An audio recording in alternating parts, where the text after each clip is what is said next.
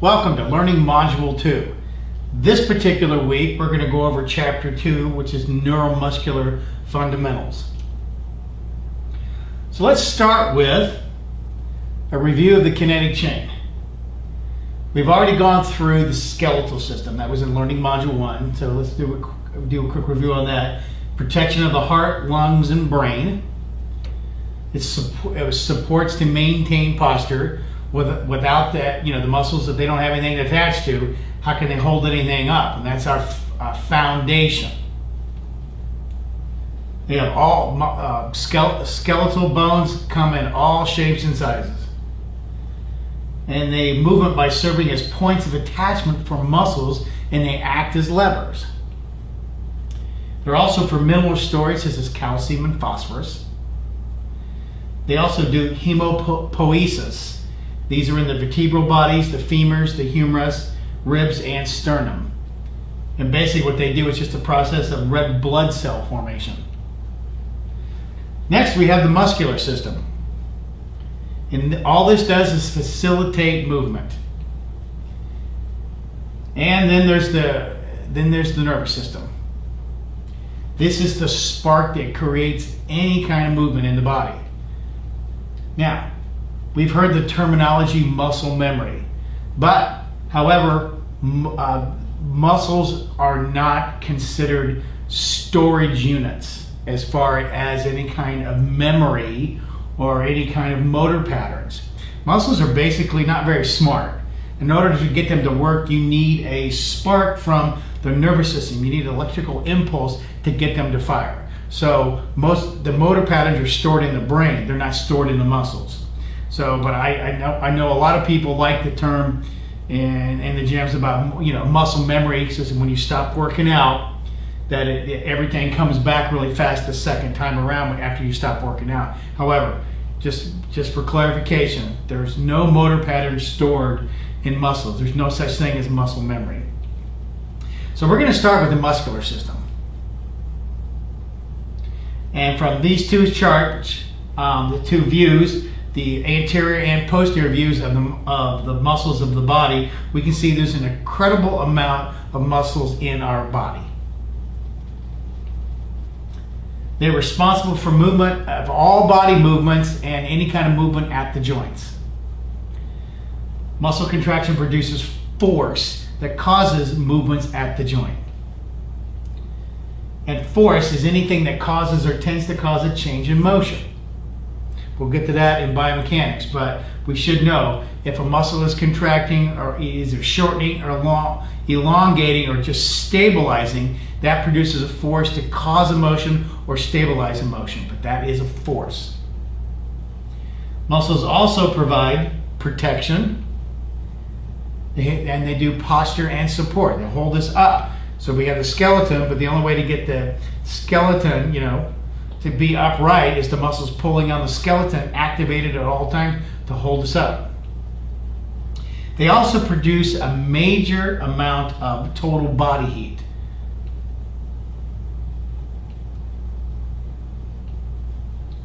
Now there are over 600 muscles in the body, and they comprise about 40 to 50% of our total body weight.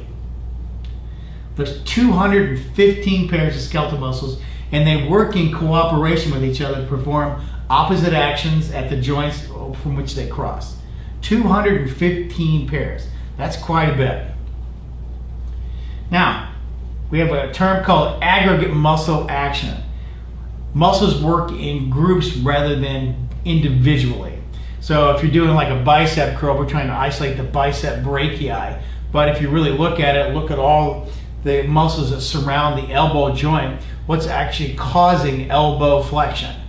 There's not just one muscle, there's a group of muscles that cause the action. They're the primary movers, the secondary movers, the synergistic stabilizers, all those things that are activated just to cause one particular motion. So they work in synchronization, or they work in groups. Now, muscle nomenclature, muscles are usually named according to visual appearance, anatomical location, their function. They're also named according to their shape, like a deltoid, which is basically a triangular shape, or rhomboids. Rhomboids are a parallelogram, which they're even on the two sides are equal, and the other sides are equal too, with the opposite angles being the same as well too. That's a rhomboid. They're also grouped according to size, like the gluteus maximus. If you ever looked at the glute maximus, it's a really thick muscle, huge cross-sectional area. It's compared to the teres minor, which is an external rotator of the shoulder joint, but it's not a very large muscle. It's also named after the division, like the tricep brachii, which means it has 3. The bicep brachii, which has 2. The quadricep, which has 4 different parts. They also are based on the division of the muscle fibers. If you remember back from anatomy and physiology, if you look at an entire muscle fiber, the basic functional unit of a muscle fiber is a sarcomere. Those sarcomeres are in series, but muscle fibers are in parallel with each other. And if you look at some types of muscles, the fibers are very long. They're in parallel, but they're in one, like longitudinal. These particular fibers, some fibers are actually angled according to where the tendon is. They're actually at angles to the tendon. One of the examples is the external abdominal oblique. If you look at the fibers, some fibers on the sides are up and down. They're vertical. The other fibers are angled toward the midline of the body.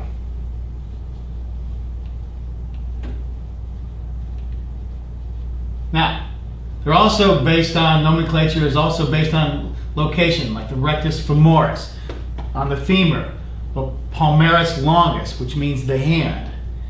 Now, we also have points of attachment, the coracobrachialis, the coracoid process on the arm, the flexor digitorum longus, which means the fingers.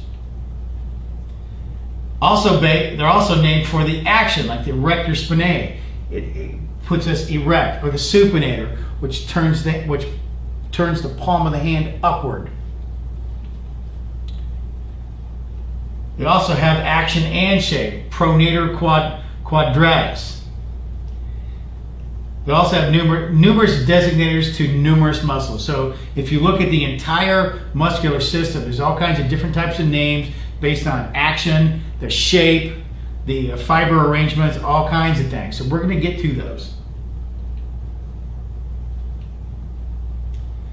We also have muscle grouping and naming, like the shape, like the trapezius. If we look at the traps, there's 4 different sections of the trap, depending on what book you read. Some have 3, some have 4, but they're based on the shape of that particular muscle group. The number of divisions, like we talked about before, quadriceps, triceps, surae, 4 and 3. Location, the abdominal area or the shoulder girdle. They're also action, like the hip flexors. That's what they do. They flex the hip. Rotator cuff, they do internal and external rotation at the shoulder joint. So, if you look at the shape of the muscle fiber arrangement, we're going to get to that next. But this is a great picture from the NSCA's Essentials textbook. And it shows you muscles throughout the body, how they're shaped, what they do is based on what they do and the fiber arrangements as well. So if you look at the rectus abdominis, it's more of a longitudinal muscle. The deltoid is considered a multipinnate muscle as well. So you can see different fiber shapes, different arrangements, different shapes of the muscles, different functions of that, because not every muscle will pull at the same angle. It doesn't have the same type of force production. So there's a lot of different, if we know the types of muscles, the names of the muscle, origins and insertions, we can look at through the whole body and figure out what exactly their purpose is, what their roles are.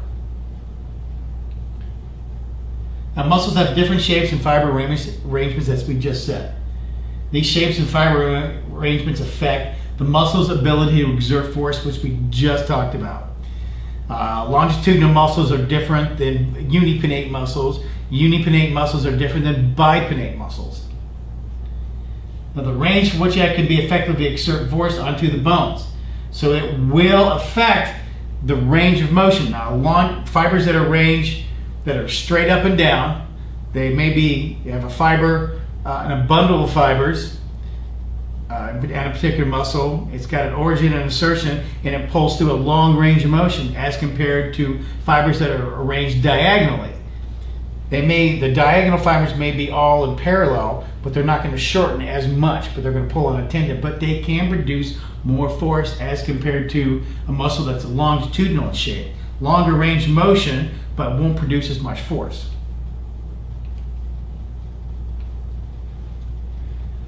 Now, force production is also going to be affected by the cross-sectional diameter, cross-sectional area of the muscle. This is a factor in its muscle's ability to exert force.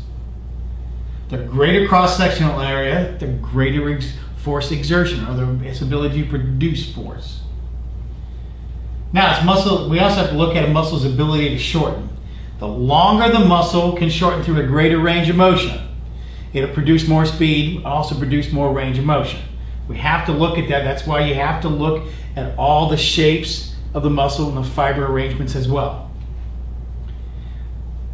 The muscle's ability to shorten also has a greater effect in moving joints through a larger range of motion, which we just said too. There's two types of fiber arrangements. They're called parallel and pinnate. So you can see here, parallel fibers, here's a fiber here, but they're all arranged in parallel. And the pinnate, once again, they get the fibers that are directed at an angle from a central tendon. Each is further divided into according to its shape. Let's look at parallel muscles. Fiber arranged parallel to the length of the muscle. So if you got a really long muscle and long fibers, they're arranged in parallel to from origin to insertion. They're very long. They produce a great range of motion than similar sized muscles with a pinnate arrangement. So if you've got two muscles that are exactly the same length, but muscle A has its fibers longitudinally in parallel, the long fibers are arranged parallel, they'll shorten to a longer range of motion as compared to a muscle that's the same length but its fiber at an angle. It's not going to shorten as far as the longitudinal or parallel fiber muscles. These are also categorized into following shape. We have flat muscles, fusiform, strap, radiate, and sphincter or circular muscles. So if you look at here, here's a flat, here's a fusiform, here's a strap, a radiate, and a circular muscle. Think about, you've got a rope and all the little fibers in a rope, and all it is just you take it and you put it in a circle, and that's what it'll look like. When the fibers contract, it's in a circle and they will actually move together towards center point. Now let's look at flat muscles. They're usually thin and broad, originating from a broad fiber sheet-like aponeurosis. And all aponeurosis is where it attaches at. It's like a broad, flat tendon. It allows them to spread their forces over a very wide area. An example of that would be the rectus abdominis and external oblique. So if you look here at the rectus abdominis, it may be in sections. This section will contract, this will contract, this will contract, but since it's in series, it can contract over a long range of motion. So if you look at flexion of the trunk, we also look at, and this is just doing like abdominal curls, but what about, it's also has two different, has an origin and insertion, but one of those muscles that its origin and insertion can be switched, so we can do pelvic tilts to work the lower part, we can also work the upper part.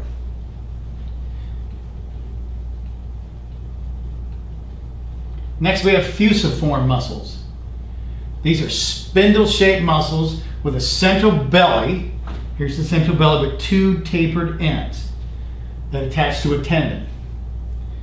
allows them to focus their power on small bony targets. So if you look at the brachialis, so the bicep brachii, if we look at the bicep brachii, it has two origins, two insertion points, because it's two different. It's got two different heads on them, but they're fusiform in shape. Skinny tendon attachment, skinny insertion point, but the belly of the muscle, when it contracts throughout a full range of motion, if you look at the cross-sectional area, the middle of it's very, very thick.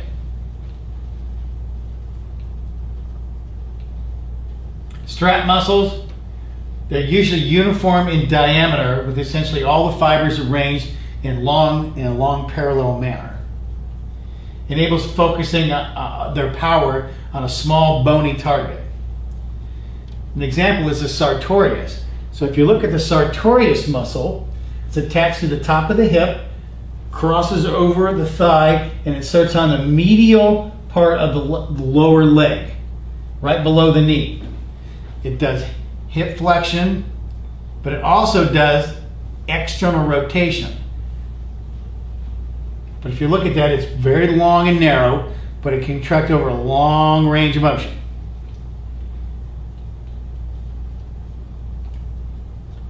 Now, if you look at radiate muscles, also described sometimes being triangular or fan-shaped or convergent, because it's got a wide base of attachment and converges into a small area where it attaches at. They have combined arrangements of flat arrangements and fusiform, because you can see, remember the fusiform muscle, skinny on both ends, fat in the middle, but the fibers are also the muscle is also kind of flat, with the fibers being parallel. They originate in a broad aponeurosis, a broad flat tendon converges onto a skinny tendon or circular tendon. Perfect example of this is the pec major. It's attached to the sternum, it's also attached to the clavicle, but it converges over into a tendon that attaches into the arm. The trapezius is the same way. It's got four different heads on it, but each one, it's attached to the spinal processes of the vertebral column, and as it radiates out, but it's got a broad flat tendon converges into smaller attachment points. Now, if we have a sphincter circular muscles, technically it's an endless strap muscle we talked about before, taking a rope, putting it together, and if they were elastic fibers and they started to contract, it would just come from this point and into a smaller area or smaller point. Surrounds the openings and functions to close them upon contraction. This is the example of that is the orbicularis oris, which is the muscles around the mouth. They open and they close. So that's when they open, they're lengthening. When you close your mouth, they're shortening. We can stop right there and take a break.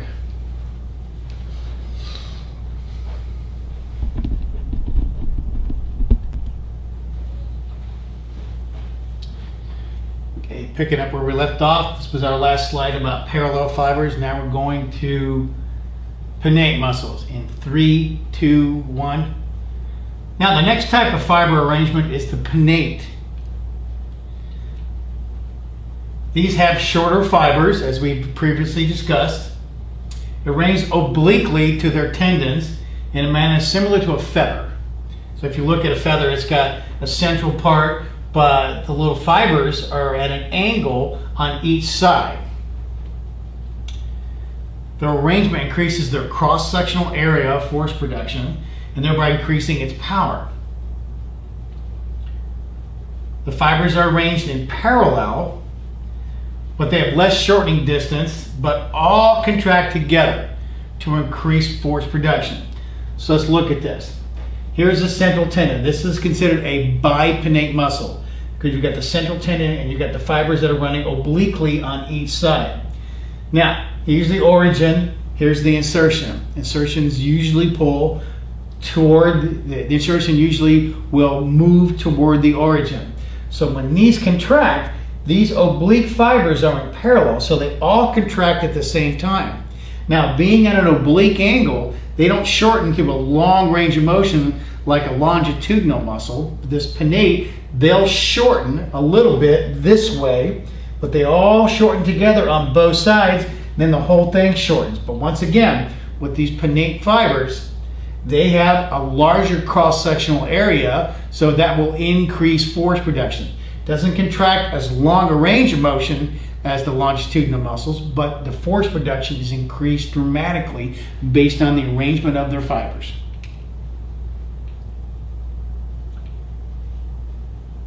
They're categorized based on the exact arrangement between fibers and tendon, which we just went through.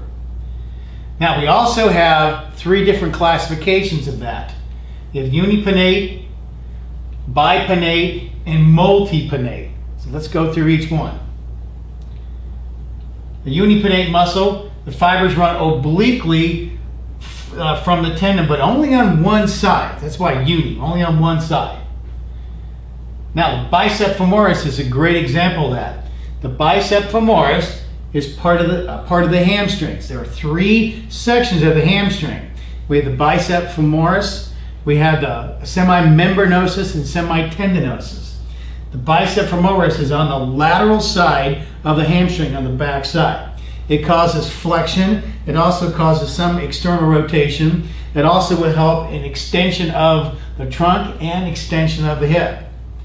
But the fibers are arranged obliquely on one side, so because maybe it can't go through a full range of motion as it would like to because of its origin and insertion, but it can produce a lot of force. And this is also one of those muscle groups that actually, when it crosses the knee joint, actually will pull at a 90-degree angle. That's a line of pull. We'll get to that particular discussion later on. Now, bipinnate muscle, the fibers run obliquely, but it has a central tendon, but they're on both sides of the tendon. This is the rectus femoris. This is the quad muscle. It's the top part of the quad muscle. It attaches to the hip, crosses the knee joint, and of all the quad muscles, this is the only one that will actually cross 2 different joints. It crosses the hip joint and it crosses the knee joint. It causes hip flexion and knee extension.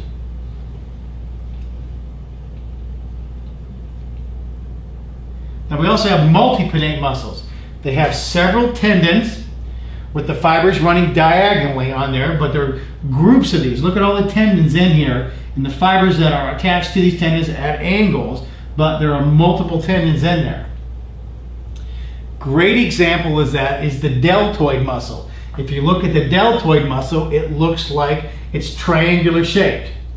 But look at all the functions that it does. It does, depending on where your hands are at, from the standard anatomical position, but even in the fundamental position.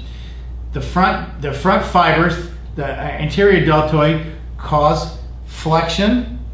The medial section, the middle section, causes abduction, and the posterior causes extension. But if you look at it, even in all those, they all work together depending on the type of movement. Even in abduction, the fibers of the anterior and posterior delt help a lot with that particular movement.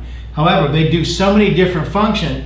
The fiber arrangement has to be this way. It has to be pinnate also because, too, where it inserts that in the arm, it never pulls at a very big angle. It's never going to pull at 90 degrees. So in order to make that movement happen, it has to produce a lot of force to be able to cause that movement and actually even increase the speed of movement as well.